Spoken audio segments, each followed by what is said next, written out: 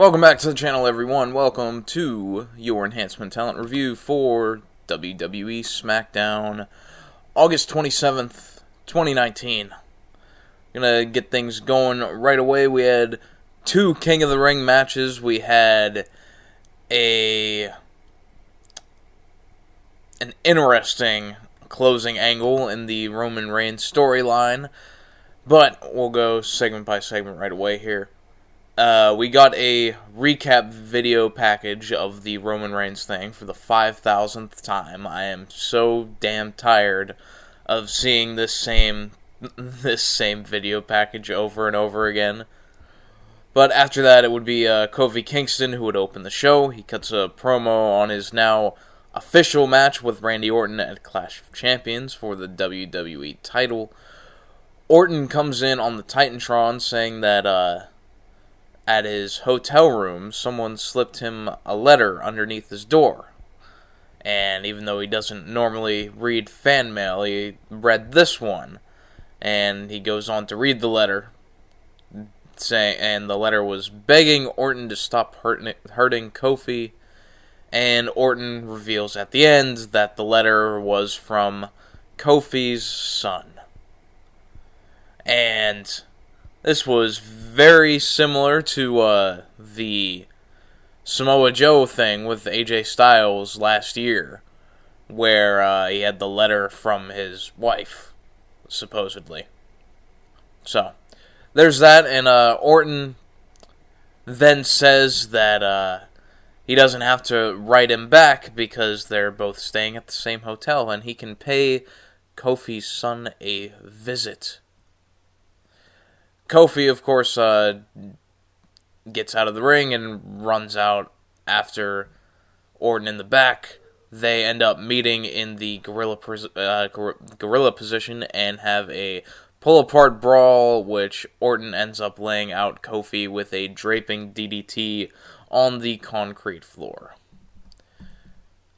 And, yeah, so that was all fine. I mean, Orton did his part well. I mean, it's kind of a rehash of the Samoa Joe thing, and it I don't know if I really care so much for the whole involvement of Kofi's kids or his wife or anything else. But, you know,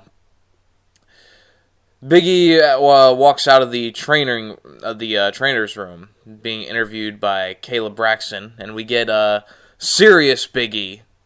Kayla says that she was informed that he would face Randy Orton later tonight. Big E says Kofi will be ready for Clash of Champions, but I can't say the same for Randy Orton. So, good stuff. That'll set up the match later on. After this, we had Ali, the former Mustafa, going up against Buddy Murphy in the first round King of the Ring match. This was really good. I could have done with a little more time for them, and there were other things that could have been shaved off the show to really highlight this, and this really should have been the main event. Great stuff from both guys. Murphy is awesome. All of the knee strikes and the combination offense he does is awesome. Ali, at one point, he ends up hitting this wicked, tilt around the world DDT from the apron and landing Murphy in the ring. Ali ends up winning with a regular 450 following that. And Murphy offers a handshake and raises Ali's hand, seemingly, certainly establishing he's now a face. And Ali will go on to face Elias. And, you know, hopefully Ali is a good person to have go long in this tournament. I'm interested in if they keep him going. You know, we could have a Ricochet versus Ali final, a Cedric Alexander versus Ali final, and, you know, there's Andrade on the other side. Ali versus Andrade can be a really fun match. I'm thinking now, and I got to thinking about this when I realized that Clash of Champions is in Charlotte. So I wonder if maybe they're going to build up Cedric Alexander in the final, being that Cedric is from Charlotte, trained there at High Spots, but with George South. Trained there, from there, could be a good star-making performance for Cedric if he runs the tournaments with the leg injury, the knee injury he has, and makes it all the way to the finals and possibly wins. So, I'm interested in if they're possibly going to do that. But as far as Ali, I think he could definitely go to the finals. If not, either him or Andrade, I think, are the most likely. Unless they really want to go with Elias for whatever reason. There was a backstage segment with Bayley and Ember Moon continuing the terrible portrayal of Ember Moon being a complete dork. I've already been on long enough for the past several weeks about the treatment of Ember Moon. This just reaffirmed that, as Ember Moon just had no competitiveness about her talking to Bayley about wanting another chance or anything. It was just, you're better. Lacey Evans comes in, the first time we've seen her since the mixed tag match with Baron Corbin. So, first time in several months. She comes in, says she's the face of this division, the one that she's not a part of because she's on Raw. And she'll prove it later in her match with Bayley. Yeah, stupid segment, I thought, just terribly staged and over scripted and all that, especially the Ember Moon stuff. It's no wonder that women don't enjoy watching these shows. Everything's just about friendship instead of competitive fire, but, another story. We are supposed to have Miz versus Sami Zayn, but The Miz comes out and he challenges Shinsuke Nakamura to a match for the Intercontinental title. Sami Zayn comes out. Sami goads Miz into trying to attack him, but Nakamura comes in to blindside him and beat him down. Nothing wrong with this, really. I mean, Sami's commentary, he kept the mic in his hand and continued being annoying as Shinsuke was just beating the hell out of Miz. That was entertaining, and Sami does a good job with everything he can.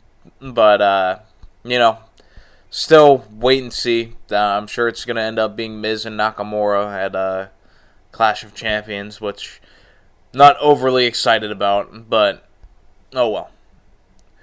Owens is looking for Shane in his office, but finds Elias. Elias says Shane isn't there, and Owens leaves, seemingly having a plan, because Shane is not there. So we'd get the follow-up on that later. Bayley versus Lacey Evans. Charlotte comes down mid-match. After Charlotte comes down, Lacey works over Bayley for an eternity. Eventually, Bayley makes a comeback, and after the back portion of this match, the end, was good. And it was just the 2/3 of the match before that, where it was just Lacey working over Bayley, that were really boring. But good spot with Bayley hitting a elevated suplex off the barricade onto the floor. Both get in at a 9 count. Bayley hits a belly to belly, but Lacey gets the foot on the ropes. Or I think she grabbed the ropes, but Bayley gets second one, which Lacey is not very good at doing these Bayley to bellies. There's no height on them.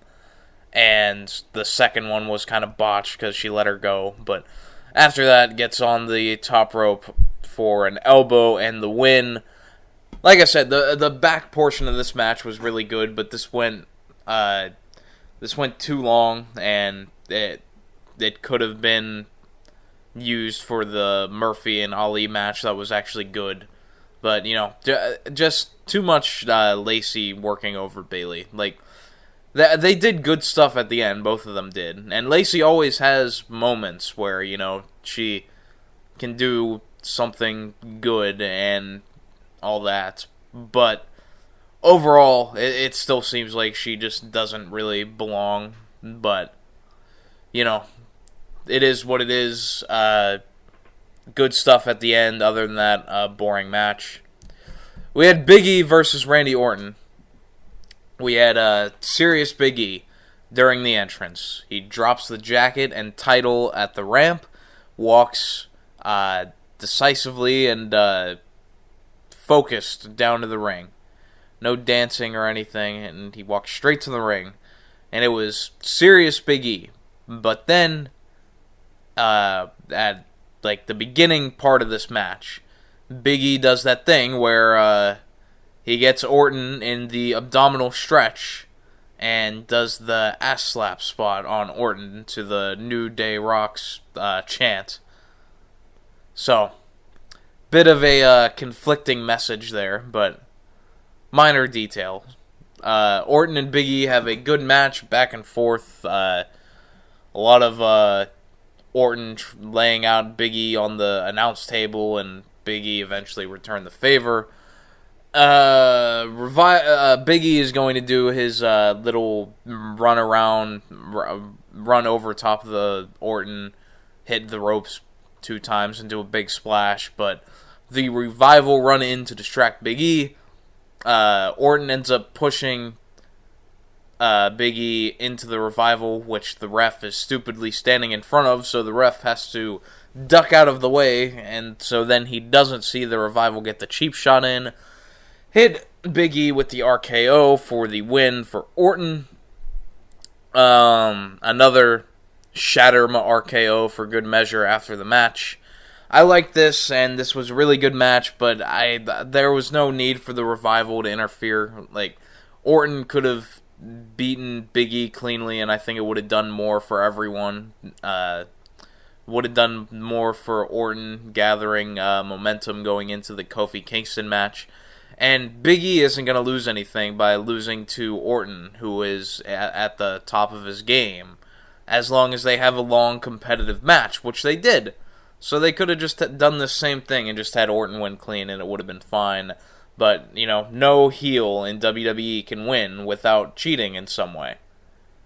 Even if it's against someone that they don't need to cheat against. And I feel like that kind of just dilutes things, where it's just expected that it'll happen.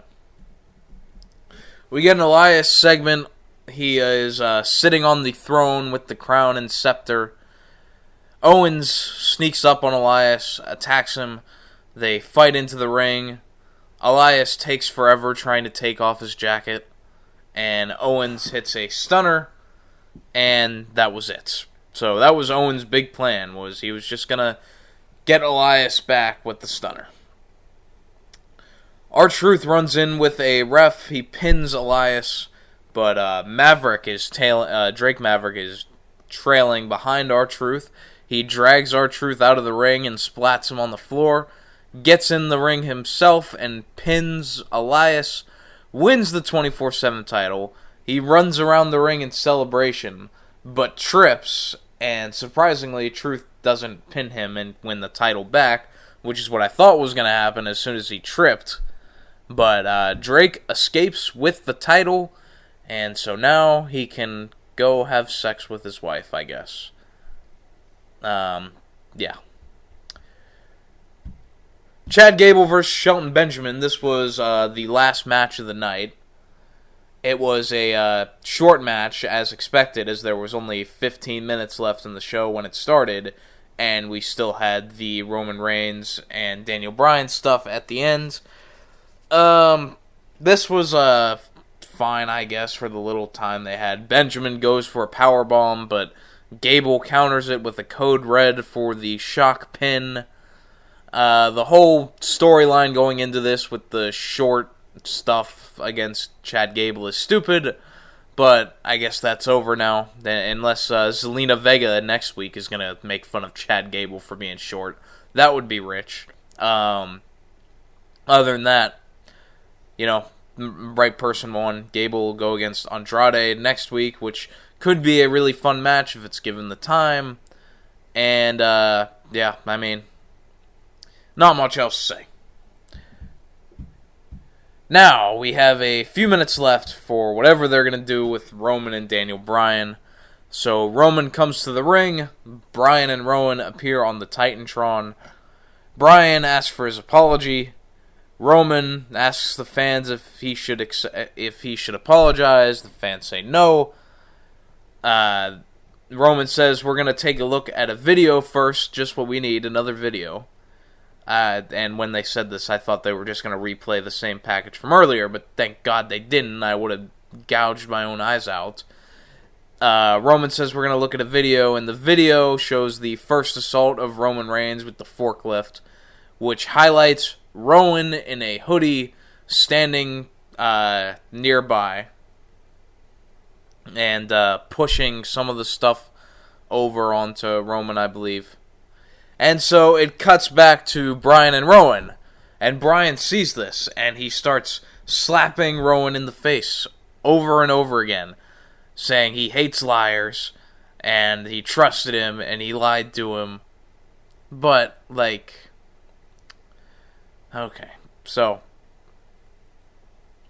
if the reveal last week that was that the attacker was someone that looked just like Rowan, then doing this, where Roman shows the footage of someone who looks like Rowan, why couldn't they just go on saying that it was the other guy? I don't understand this at all. This storyline completely fell off a cliff at this point. And it was pure comedy, just seeing Bryan slap Rowan in the face over and over again. But, this was strange. Bryan then goes to the ring, saying that he didn't know. Someone must have told Rowan to do this, but it wasn't him. And Bryan eventually gets in the ring and gets hit with the spear by Roman right away. And this was such a lame way to end this show. For the second straight week, last week they ended this show with the reveal of a doppelganger Rowan.